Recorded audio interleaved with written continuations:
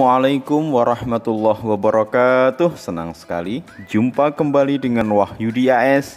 Kali ini kita akan belajar matematika di SMP kelas 7 pada bentuk aljabar bagian yang ketiga, yang akan menyajikan berkenaan dengan pemecahan masalah operasi perkalian aljabar sebagai kelanjutan dari bentuk aljabar 1 dan 2 yang telah menyajikan berkenaan dengan pengenalan variabel dan juga operasi aljabar. Oke, silahkan disimak dengan baik. Jangan lupa like, share, subscribe, dan bunyikan loncengnya.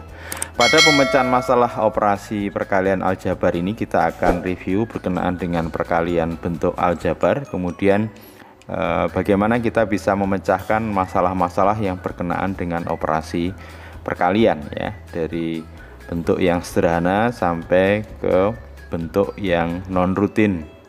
Oke, silahkan disimak dengan baik, mudah-mudahan bisa kalian pahami dengan tepat, ya. Oke, yang pertama kita akan sedikit review berkenaan dengan perkalian bentuk aljabar.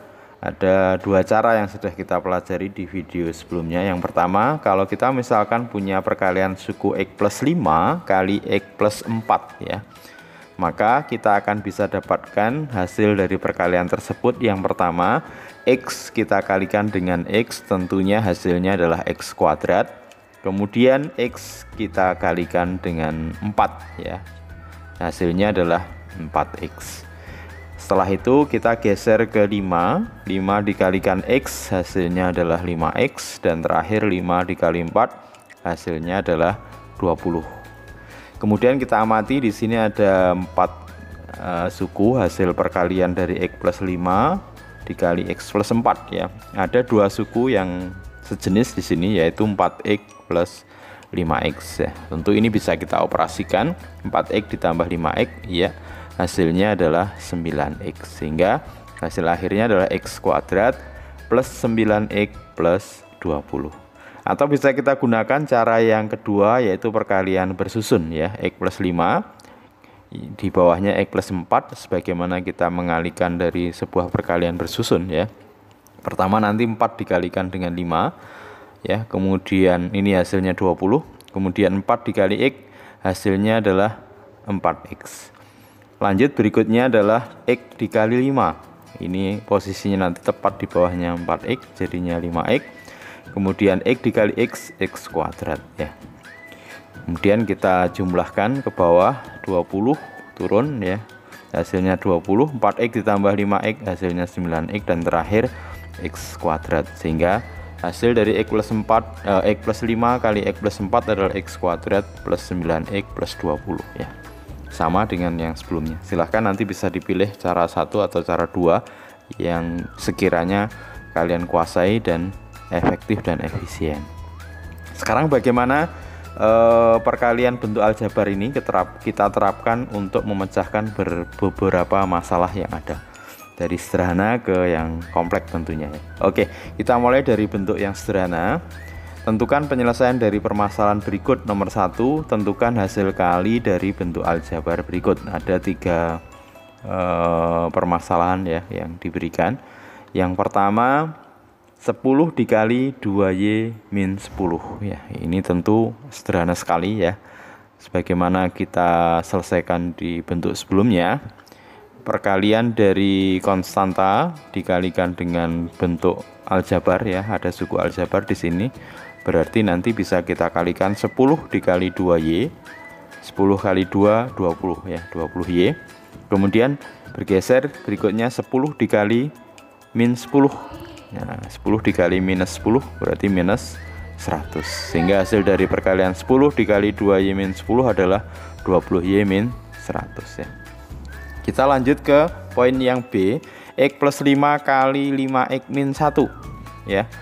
Nah, kita gunakan cara yang pertama, ya. Pertama, X dikalikan 5X, jadinya 5X kuadrat.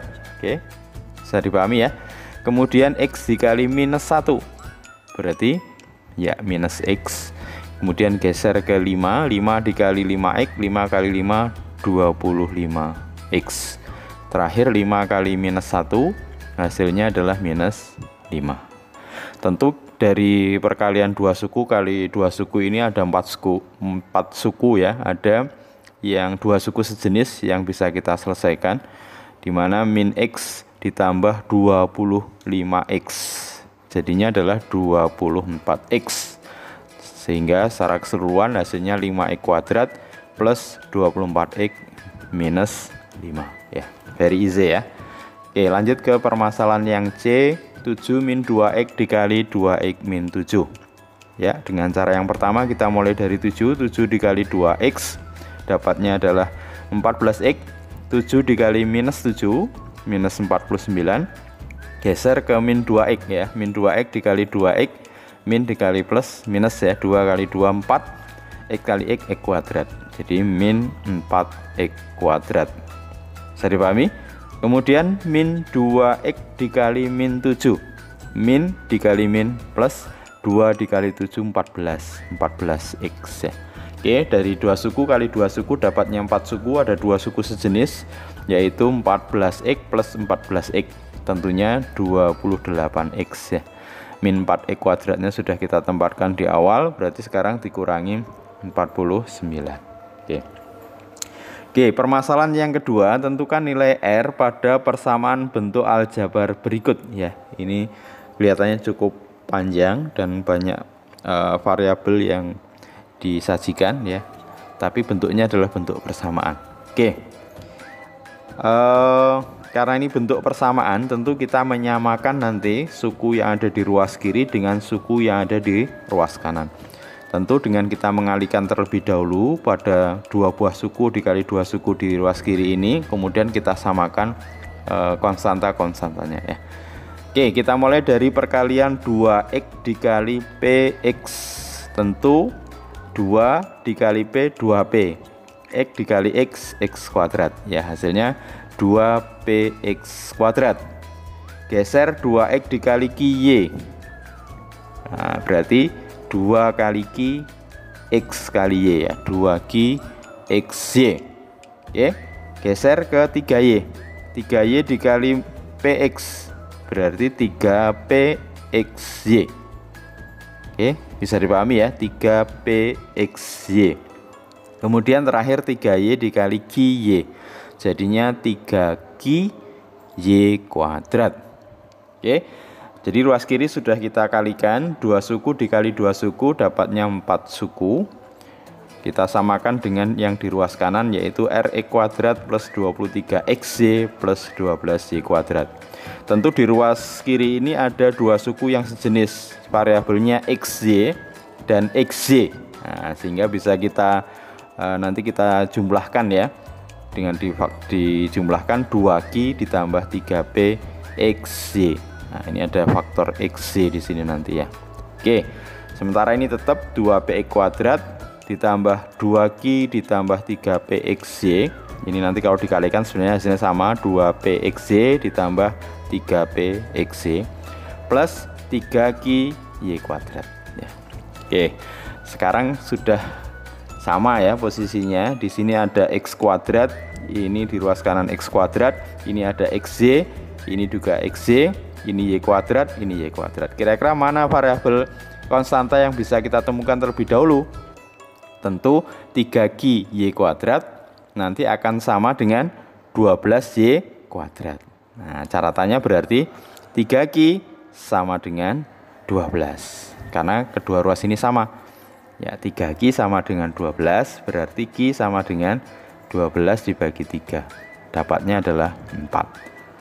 Karena Q sudah didapat, berarti berikutnya kita mencari nilai P. Nah, ini dari suku yang tengah ya. Ini 2Q plus 3PXY sama dengan 23XY. Nah, tentunya 2Q ditambah 3P sama dengan 23. Karena Q-nya nilainya 4, berarti 2 dikali 4 ditambah 3P sama dengan 23. Dengan mudah ya, 2 kali 4 itu 8, berarti 3P sama dengan 23 dikurangi 8. 23 dikurangi 8 sama dengan 15, berarti 3P sama dengan 15, P sama dengan 15 dibagi 3.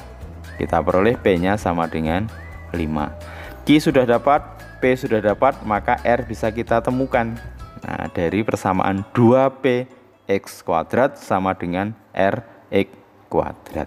Berarti 2P sama dengan R.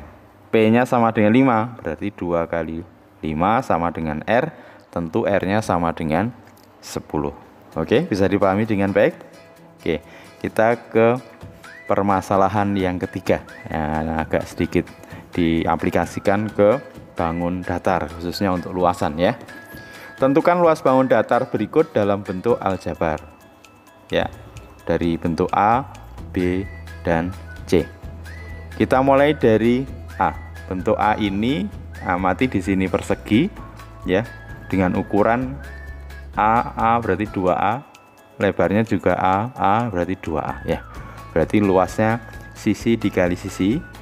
Di sini jelas sisinya adalah 2A kali 2A ya. 2A kali 2A. 2 kali 2 4, A kali A kuadrat. Luasnya berarti 4A kuadrat. Jadi pertanyaannya adalah luas bangun datar dalam bentuk aljabar. Berarti luas dari persegi ini 4A kuadrat. Oke, mudah-mudahan bisa dipahami dengan baik. Berikutnya ke persegi panjang ya. Dengan ukuran panjang 3A, lebarnya adalah 3B. Nah, maka luas persegi panjang itu panjang kali lebar. Panjangnya taruhlah 3A, lebarnya 3B. 3 kali 3 9, A kali B, AB ya. Jadi luas sama dengan 9AB. Oke, terakhir bentuknya adalah persegi panjang ya. Yang C ini panjangnya misalkan ukuran 3S ini sebagai panjang, maka yang ke samping ini 2S ditambah T ya. Jadi 3S dikali 2S ditambah T. Oke, dengan perkalian bentuk aljabar berarti pertama 3S dikali 2S, 3 kali 2 6, S kali S kuadrat, 6S kuadrat. Kemudian 3S dikali T berarti 3ST. Jadi luas dari persegi panjang warna kuning yang poin C ini 6S kuadrat plus 3ST. Oke, lanjut ke permasalahan berikut ya. Tentukan penyelesaian dari permasalahan di bawah yang nomor 4 ya. Si A dan si B masing-masing menyimpan sebuah bilangan ya. Jika kedua bilangan yang mereka miliki dikalikan hasilnya 1000. Setelah dihitung-hitung ternyata selisih bilangan si A dan si B adalah 15. Pertanyaannya adalah berapakah jumlah dari bilangan-bilangan yang dimiliki keduanya. Oke. Gimana ini untuk bisa menyelesaikan ini? Nah, misalkan bilangan si A kita misalkan X ya. Bilangan si B karena belum tahu kita misalkan Y ya.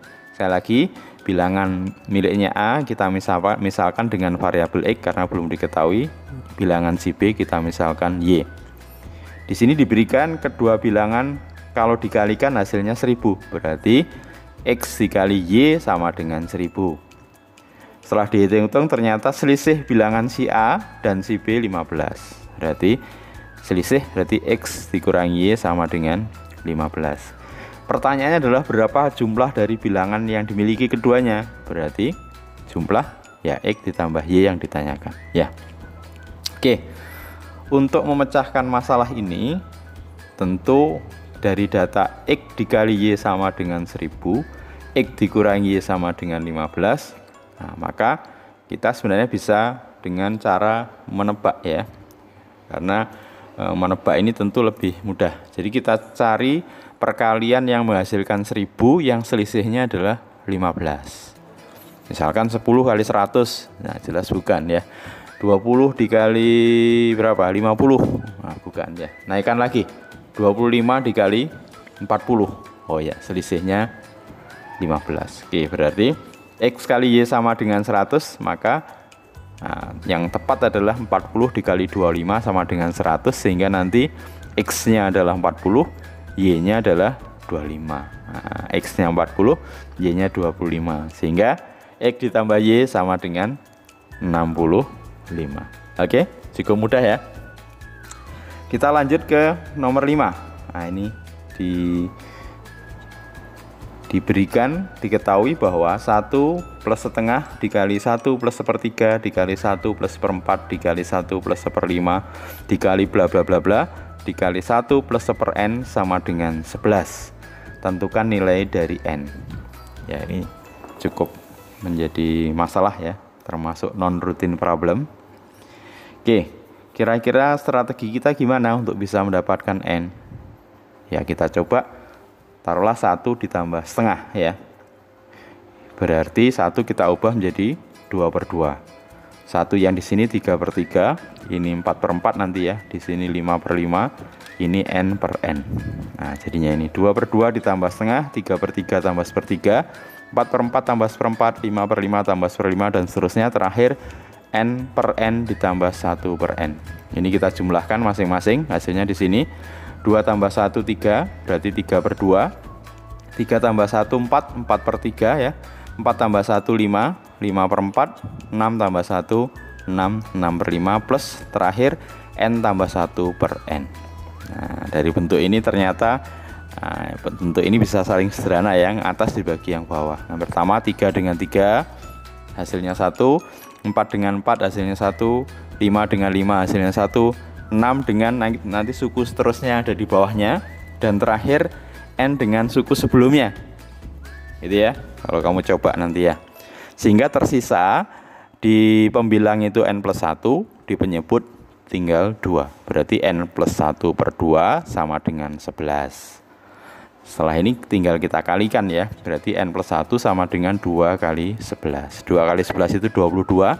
Berarti n sama dengan 22 dikurangi 1 ya, sama dengan 21. Sehingga bentuk ini akan benar jika nilai n sama dengan 21. Oke, very easy. Terakhir, ini permasalahan berikutnya yang non rutin ya. Persegi panjang ABCD berikut dibangun dari 13 persegi panjang kecil yang kongruen, berarti sama persis ya ukurannya, bentuknya, panjang dan lebarnya ya. Diberikan data luas persegi panjang ABCD adalah 520 cm persegi. Pertanyaannya adalah tentukan keliling dari persegi panjang ABCD tersebut. Jadi ada 1, 2, 3, 4, 5, 6, 7, 8, 9, 10, 11, 12, 13 persegi panjang kecil yang kongruen. Luas dari persegi ABCD yang dibangun dari 13 persegi panjang kecil itu 520 cm persegi. Kelilingnya berapa ya? Oke, kita amati dari persegi panjang yang kecil. Misalkan di sini ya. Ini misalkan ukuran panjangnya, yang ini adalah ukuran lebarnya.